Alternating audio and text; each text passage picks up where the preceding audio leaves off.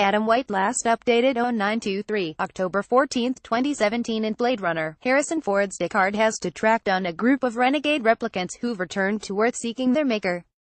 In the publicity material for Blade Runner 2049, Denis Villeneuve's ecstatically acclaimed new sequel to Ridley Scott's 1982 classic, one figure is noticeably absent.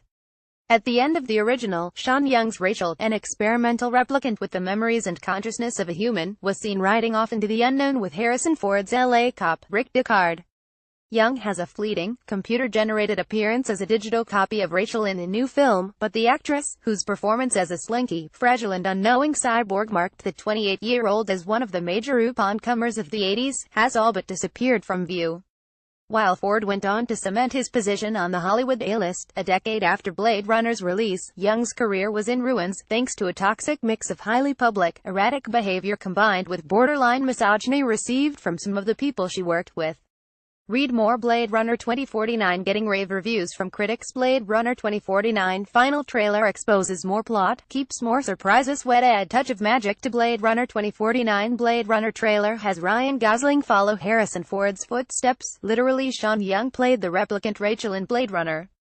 In the wake of Blade Runner, Young's career seemed to be in the ascendant, with acclaimed roles in David Lynch's Dune and the surprise box office hit No Way Out.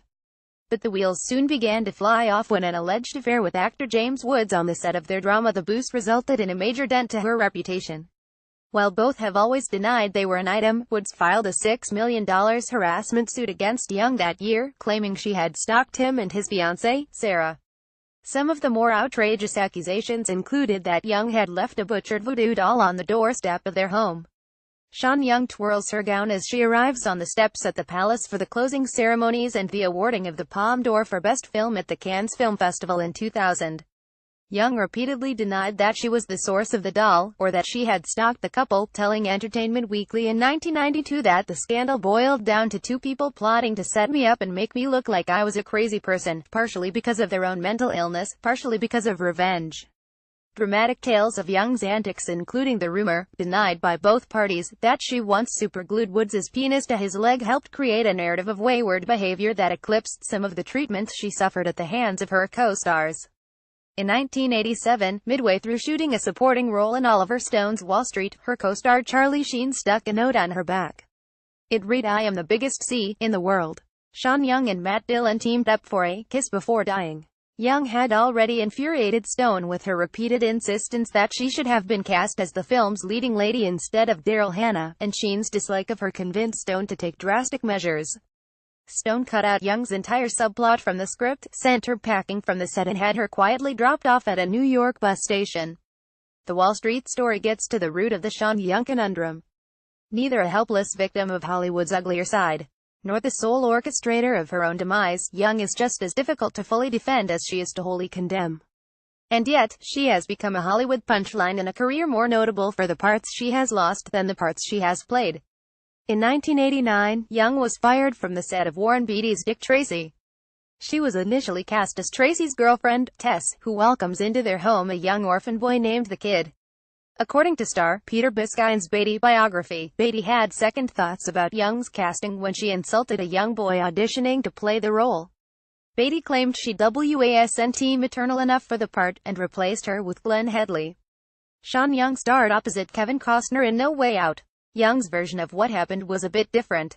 She told Movie Line in 1990 that Beatty fired her after she rejected his advances. "He is impossibly self-centered, more vain than any woman I've ever met, and obsessed with sex, his penis, and conquering women," she said. "I made him look too old and didn't respond to his endless hitting on me." That same year, Young was cast in Tim Burton's Batman as Vicky Vale, the beautiful photojournalist love interest of Bruce Wayne. Yet during rehearsals for a scene that ended up not actually being filmed, Young was thrown from a horse. With less than a week to go before shooting commenced, she was replaced by Kim Basinger. "There's kind of a poetic symbolism about that," Young has said. "In a way I look back at that particular time in my life, and I go, wow, I wish I'd been able to hang on to that horse."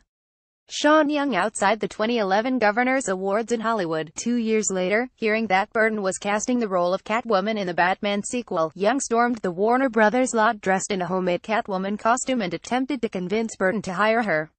Burton reportedly hid under his desk until she went away. The stunt was widely mocked in industry circles, but Young doubled down. A month later, she appeared on The Joan Rivers Show in full Catwoman getup, lambasting Burton for refusing to see her and claimed she was the one true Catwoman. After Catwoman, Young's career nosedived. She would play an evil trans woman stripped to her underpants, her penis protruding from between her legs, in Ace Ventura: Pet Detective, a young Famke Janssen's agent in a supermodel-turned superhero TV pilot Model by Day, and headline a movie called Dr. Jekyll and Ms. Hyde.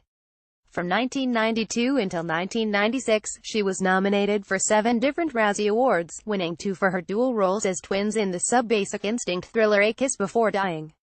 A speculated comeback in 2001 never materialized. "Hollywood just loves comeback stories, and I'm a natural for that," she told Movieline that year. "A lot of people want me to succeed, and I'm happy they feel that way." While Young's acting choices became noticeably more classy in the mid-90s, with guest appearances in CSI and Her, she couldn't help attracting bad press.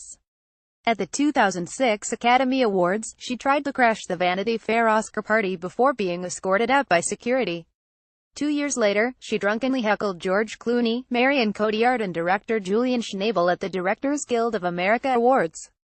She checked herself into rehab the next day. Now alcohol-free since 2012, she has settled for starring in regional theater productions on the outskirts of New York and popping up in horror indies. Sure, there's still kookiness, but there were also moments where Young spoke eloquently about her career. "I wasn't perfect, by any stretch of the imagination, but I wasn't crazy," she said. "And I'm certainly not the first person in Hollywood to have an alcohol issue.